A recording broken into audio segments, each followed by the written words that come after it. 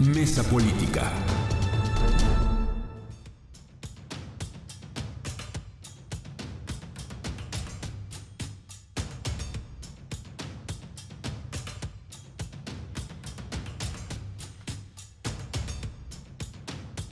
Bueno, además del fútbol y de la alegría del fútbol, Denise Dresser, pues están cosas como esta. Buenos días y bienvenida en este altísimo contraste de México. Por un lado la euforia y por otro lado de nuevo la indignación por cosas de esta naturaleza como la riqueza acumulada por Carlos Romero de Champs, casa en Acapulco incluida. Denise, buenos días y bienvenida.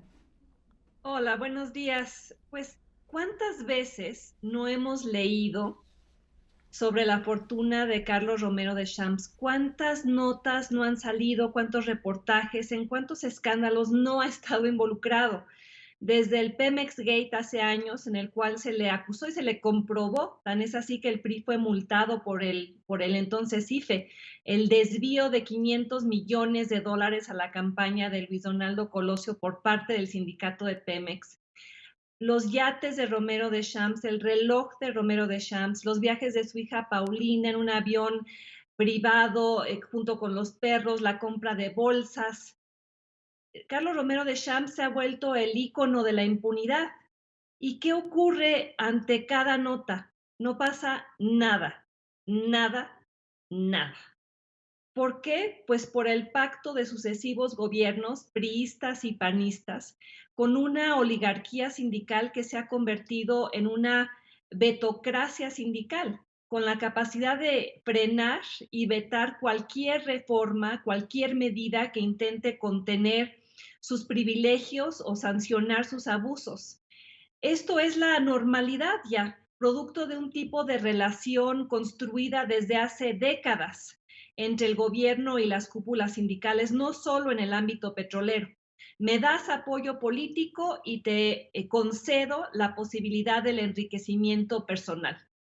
Pues tan es así que José Antonio Mide estaba haciendo campaña, sonriéndole a Carlos Romero de Champs con la esperanza de recibir la movilización del sindicato en su favor a la hora de la elección.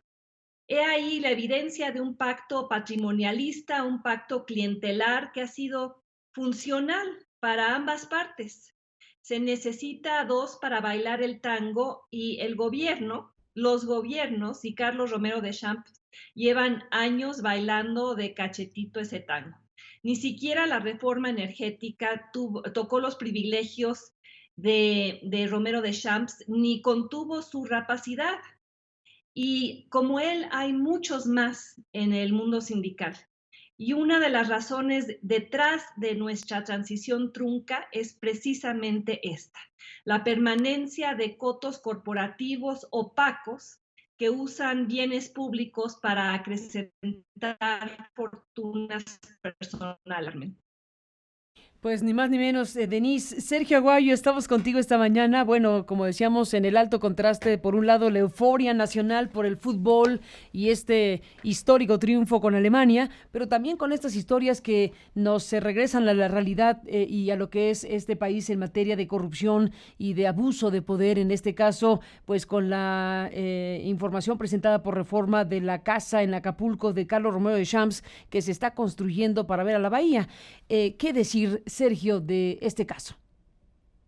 Mira, comparto la visión, los adjetivos, los hechos que planteó Denise, pero añadiría que estamos ante parte de un sistema. Cada presidente, cada gobernador establece sus pactos con las corporaciones que le conviene o que le interesa.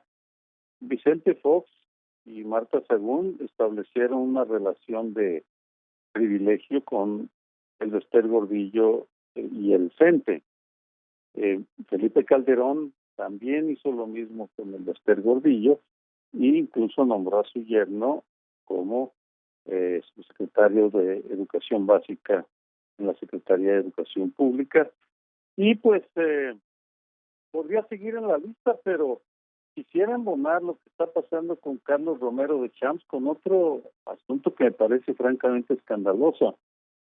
La transferencia o el uso de recursos que hizo Laida Sansores, candidata de Morena, senadora, y candidata de Morena, también alcalde de Álvaro Obregón, y que pues hasta ahora no ha dado explicaciones satisfactorias. En ese sentido está como Anaya, que sigue sin dar explicaciones satisfactorias sobre ese negocio de comprar un terreno en 10 millones de pesos, construir una nave industrial de 7,000 metros y venderlo en 54 millones 2 años después. No cuadran las cifras, no cuadra la lógica. Y en el caso de Laida Sansores, a quien conozco, y realmente me sorprende la evidencia que se está presentando y la reacción que está teniendo ella y Morena, porque no estamos solamente ante una campaña negra, porque se le han pasado en campañas negras todo el tiempo en los partidos, los candidatos. Eso es parte de la vida política, sino que la reacción que está viendo de parte de Morena es incorrecta, es insatisfactoria, es demostrar que no están entendiendo de que el ánimo ciudadano no está para dar cheques en blancos ni a Andrés Manuel López Obrador, ni a Claudia Sheinbaum, ni absolutamente a nadie, porque coincido con Denise en eso 100%. Vienen y van los escándalos, viene y va la información y sabemos de tal o cual expolio o de tal o cual abuso, no pasa absolutamente nada. No hay árbitros, no hay jueces, es la ley de la selva, y pues sería deseable que Morena y sus candidatos empiecen a distinguirse por tratar de una manera diferente los escándalos, porque con muchísima pena la reacción que están teniendo los periodistas para proteger a Carlos Romero de Champs es tan endeble y tan visible como la que están teniendo para defender a Laida Sansores o a otros candidatos de Morena de negro historial que pues no hay manera de salvarlos. En fin, no es día de celebración, por supuesto, una gran victoria ganada a pulso, pero tampoco es para celebrarla, para decir que ya nos hemos redimido. Nos falta mucho para que esa victoria se convierta en algo normal, que la selección mexicana gane de manera, no siempre, pero de manera sistemática, o cuando menos que juegue bien, y que cuando se denuncian abusos como la escandalosa compra de esa residencia en Acapulco por Romero de Champs, se castigue de la misma manera, con gran severidad. De no ser así, seguiremos condenados a repetir una y otra vez la misma historia. Pues todo junto, Sergio, Denise, desde luego, les propongo un filón de análisis y de reflexión.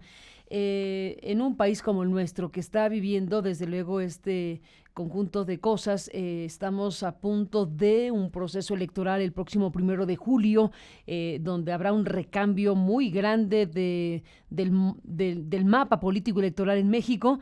Entonces estamos en un tránsito hacia una elección que va a reconfigurar por lo pronto la representación a través de partidos políticos en los cargos de elección popular, por un lado, y por otro lado lo que venimos cargando desde siempre, es decir, Romero de Champs es la figura icónica de este fenómeno de corrupción arraigado en nuestro país, y el fútbol, que también es un ingrediente a la mesa, que son las tres cosas que están aquí. ¿Cómo puede un elemento que tiene que ver con lo deportivo, que tiene que ver con la fiesta, que tiene que ver con la diversión, cómo puede eso, que es muy poderoso, que mueve a millones de personas en el planeta y desde luego en México, puede afectar en un sentido o en otro el ánimo nacional, el alma nacional en un momento de definiciones político-electorales? Denise, ¿qué piensas? Hagamos un ejercicio de imaginación, de análisis político con este ingrediente a la mesa.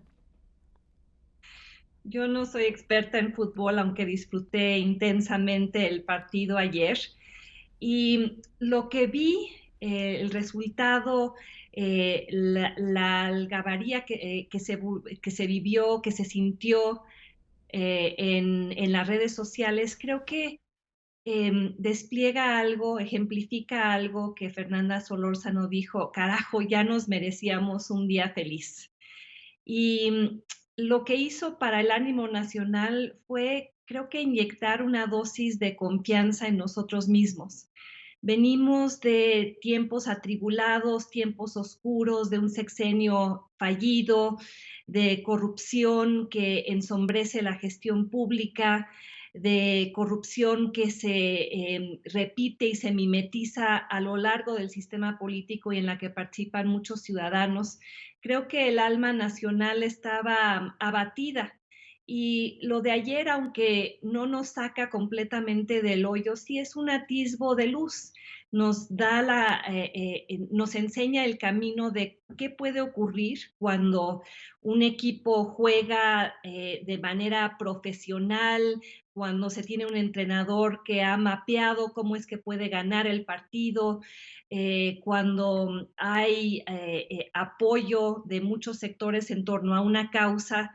Creo que demuestra lo que los mexicanos podemos hacer cuando hay unidad, cuando hay profesionalismo, cuando hay competencia, cuando hay mérito. Y fue pues como un cintillo de luz ante tanta oscuridad, Carmen. ¿Qué dice Sergio de cómo el fútbol puede impactar en el ánimo de la sociedad mexicana en momentos como este? Carmen, tomo el tema del fútbol el, para señalar una, buscando el término, una distorsión analítica monumental que debemos corregir. Me explico, sonó muy académico, Sonaste muy pero académico, sí. sonó muy académico. Lo que sucede es que somos una sociedad que ha construido la historia con base en sus líderes, su gobierno y sus partidos. Centramos la historia en ese terreno y hemos minimizado y menospreciado el papel que ha jugado la sociedad. Si uno pregunta a un agente común y corriente quién hizo la transición democrática, dirá por los partidos, Cuauhtémoc Cárdenas, Manuel Cloutier, etcétera, lo cual, Salvador Nava, hay tantos, lo cual es correcto hasta cierto punto, porque al mismo tiempo hubo el trabajo de miles de organizaciones, de medios de comunicación, periodistas, ciudadanos comunes y corrientes, y futbolistas, en este caso, que fueron haciendo su aporte. A lo que voy es que para mí el triunfo de la selección nacional debe llevarnos a reflexionar de que en esta campaña del 18 los protagonistas no son solo los 3,000 y tantos candidatos y sus partidos, sino también los medios de comunicación que están vigilando y difundiendo información sobre ellos, quienes hacen las encuestas y van moldeando, cincelando las intenciones del voto, quienes crearon Verificado 2018, por ejemplo, que 89 organizaciones, medios de comunicación, universidades, organismos civiles, que están verificando la veracidad o la falsedad de lo que van diciendo los candidatos. Todos estos protagonistas generalmente menospreciados, y aquí incluyo a los deportistas, deben ser tomados en cuenta para tener una visión sobre la historia nacional, la construcción de la historia, mucho más mesurada de la que tenemos, que está centrada en los próceres, en los líderes, en los partidos, en los sindicatos, que, por cierto, no son los únicos protagonistas de la historia. Ayer fue un día feliz de fútbol porque, pues, 14 deportistas en la cancha y algunos más en la banca pudieron entender que con organización, trabajo, esfuerzo se pueden obtener victorias tan increíbles como la que hubo ayer, vamos. Tampoco anticipadas, no increíble, tampoco anticipada. Y lo mismo debe decirse de lo que está pasando ahora en las elecciones. La historia no va a terminar el 1 de julio, va a empezar, y la sociedad tendrá que tener un papel mucho más activo, y ese papel tiene que ser reconocido para que podamos tener una visión más balanceada, más precisa y menos fatalista de lo que hemos logrado, porque dentro de los últimos 50 años, y ahora que estamos en el 50 aniversario de 68, lo que ha aportado la sociedad, personas anónimas, al cambio en este país es enorme y tiene que reconocerse. Déjenme recuperar lo que dicen López Obrador, Mid y Anaya sobre el tema y vuelvo con ustedes unos momentos más. Vamos a ganar nosotros también, con fuerza, con entusiasmo y con muchísima determinación. Este triunfo llega como una enorme bocanada de aire fresco, como un momento de muchísima alegría, de muchísima felicidad para todo el pueblo de México. Además que festejar el gran gusto que nos dio la selección mexicana. ¡Arriba esta selección mexicana! Con un añadido adicional. Hoy México le ganó al favorito. Hoy México le ganó al que punteaba en las encuestas. Hoy México le ganó a la selección que se sentía imbatible. Tenía ganas de felicitar a la selección de fútbol que actuaron con mucha fuerza, con mucha pasión. Se le ganó al campeón mundial. Esto demuestra de qué están hechos los mexicanos. Y así como se ganó el día de hoy, la selección va a seguir ganando y pronto, muy pronto, va a ganar México porque vamos a llevar a cabo un cambio verdadero, una transformación. Bueno, pues ahí están los candidatos a la presidencia de la República, las tres principales campañas, Denise Lorenzo, con este tema del partido del domingo, México-Alemania. Oigan, déjenme cambiar de tema porque también hay un asunto muy importante y me gustaría mucho escucharlos porque la cuestión está creciendo. Y tiene que ver con esta decisión en Estados Unidos de separar madres y padres de hijos como una política terrible en términos migratorios. Hemos visto este fin de semana cómo Roberta Jacobson, la ex embajadora de Estados Unidos en México, le da una entrevista a la radio pública estadounidense y ahí dice, esto es antiamericano, esto es draconiano. Es tremendo lo que estamos viendo de cómo un gobierno decide separar a los menores de edad de sus padres como una medida migratoria.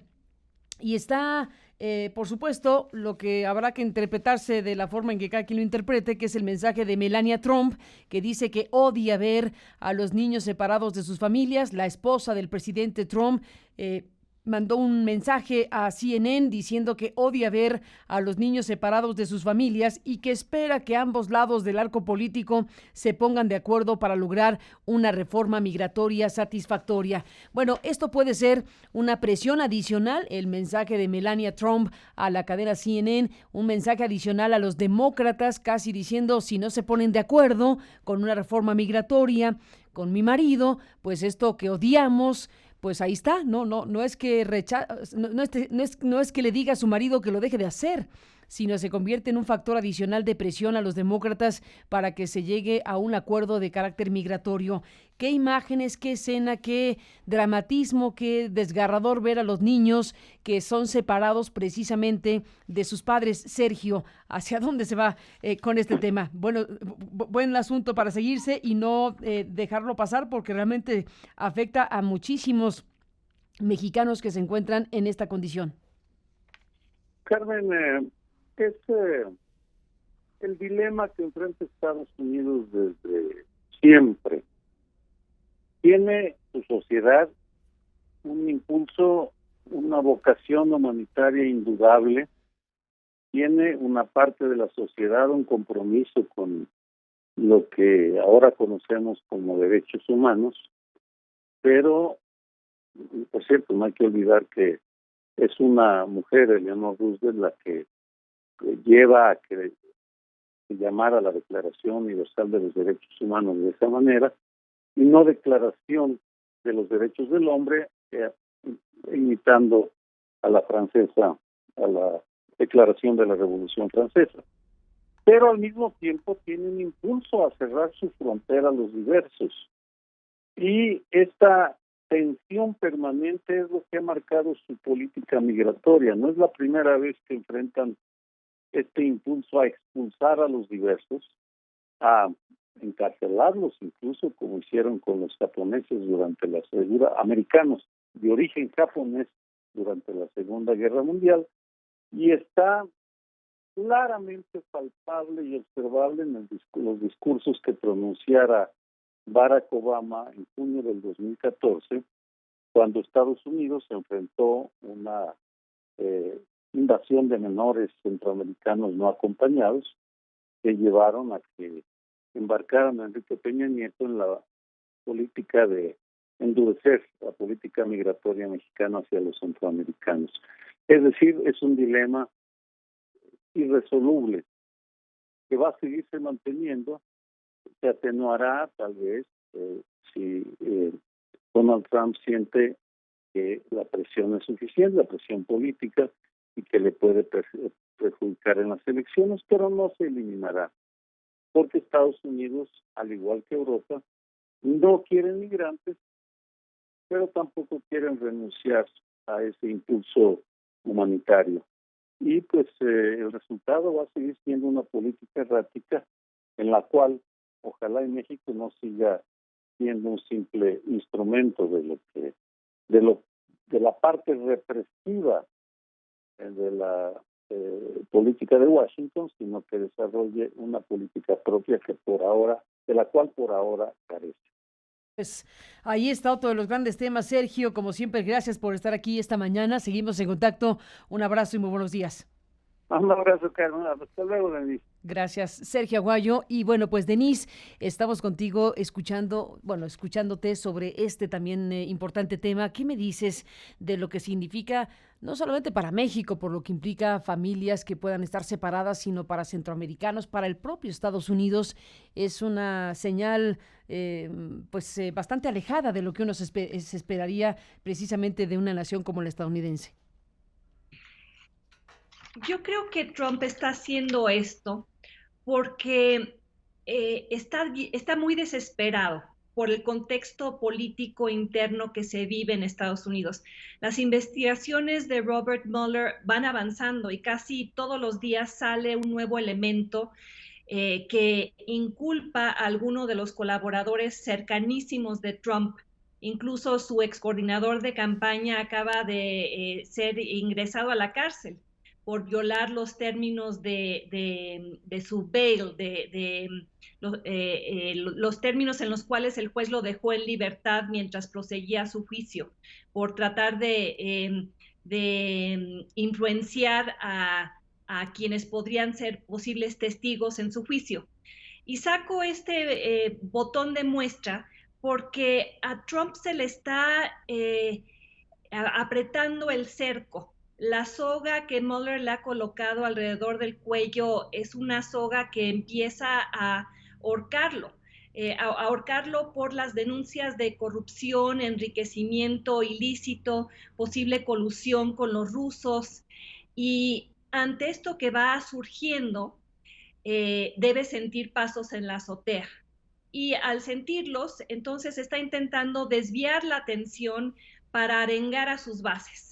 Tiene que enardecer a sus votantes por la posibilidad de que él pudiera ser removido del poder, investigado, ser perseguido por Mueller y quizá por los demócratas si es que ganan la Cámara de Diputados en la elección en noviembre, y ser destituido del poder. Y frente a eso, creo que lo que está ocurriendo en la frontera forma parte de una estrategia deliberada que Trump trae desde la campaña, que es lograr que la población blanca en los estados que lo apoya culpe a los inmigrantes mexicanos, centroamericanos, islámicos, musulmanes, culpe al otro, al que construye como adversario, de todos sus problemas. Y desde la campaña se lanzó contra ellos y logró un gran apoyo político precisamente por esa construcción del adversario. De ahí la popularidad de su muro, de los límites que ha tratado de colocarle a la migración legal. Y Trump, al ver que tanto el Partido Republicano como el Partido Demócrata no le iban a dar los fondos que necesitaba para el muro, pues ha construido un muro de otra manera, porque al separar a los niños de sus padres, está mandando un mensaje a quienes intentan cruzar la frontera que si lo hacen, este va a ser un posible resultado. Está construyendo un muro no con piedras y varillas, pero sí un muro disuasivo a la posible migración ante esto que es inhumano, brutal. En la frontera se está viviendo ya una crisis humanitaria de gran envergadura, de la cual Trump culpa tramposamente al Partido Demócrata y dice que él simplemente está siguiendo la ley.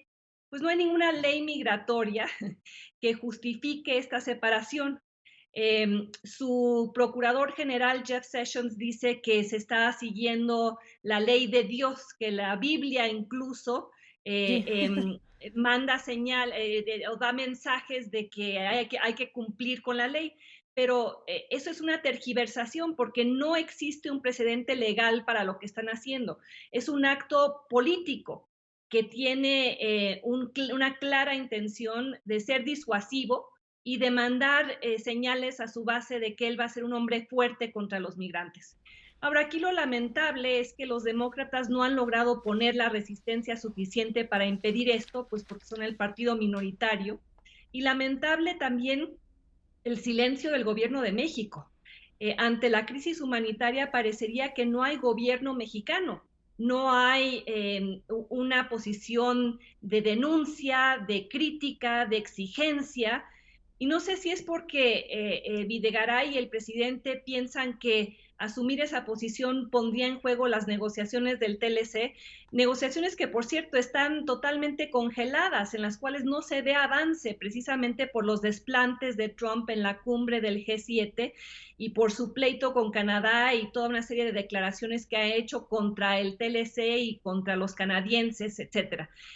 Aquí lo que esperaríamos es que el gobierno mexicano tuviera una columna vertebral en defensa de los miles de migrantes a los cuales les están arrancando sus hijos. Y ha prevalecido un silencio condenable, Carmen. Pues es parte del análisis obligado en este momento porque efectivamente la situación es ya lindando, como dices, en una crisis humanitaria por la implicación que tiene para las familias la separación con los niños y menores de edad en este contexto, alegando el gobierno estadounidense, bueno, desde la Biblia que nadie entendió, ni él mismo, Jeff Sessions, cuando hace la interpretación diciendo que la Biblia lo contempla, todo el mundo volteó a verse diciendo de qué está hablando, por un lado, y por otro lado diciendo que es que no hay cupo para mantenerlos juntos, lo cual es estúpido y francamente no está a la altura esa respuesta de lo que realmente estamos esperando en México y en el ámbito internacional con esta decisión que está instrumentando el gobierno estadounidense pues para presionar a los demócratas que le den los votos necesarios para una reforma migratoria que ya veríamos cuál es en todo caso. Sí, y los demócratas están en la difícil situación de presentan reformas migratorias que no van a conseguir apoyo en el Partido Republicano. Y el Partido Republicano no está dispuesto a enfrentar a Trump en este tema, pues por temor a perder las elecciones en noviembre. Vemos que todo esto es parte de una disputa por el control de la Cámara de Representantes y las implicaciones que eso podría tener para el futuro y la viabilidad, la supervivencia de la presidencia de Trump. Trump está usando a los migrantes como un instrumento político de supervivencia. y construyendo un muro de facto con el objetivo de solo conseguir apoyo político entre sus bases. Ni más ni menos. Pues Denise Dresser, sigamos hablando como siempre. Muchísimas gracias, un abrazo y seguimos al habla. Buenos días. Gracias, buen día, hasta luego. Igualmente, gracias a Denise, gracias a Sergio Aguayo, con la ausencia en esta ocasión del doctor Lorenzo Meyer, a quien le mandamos un saludo y un fuerte abrazo.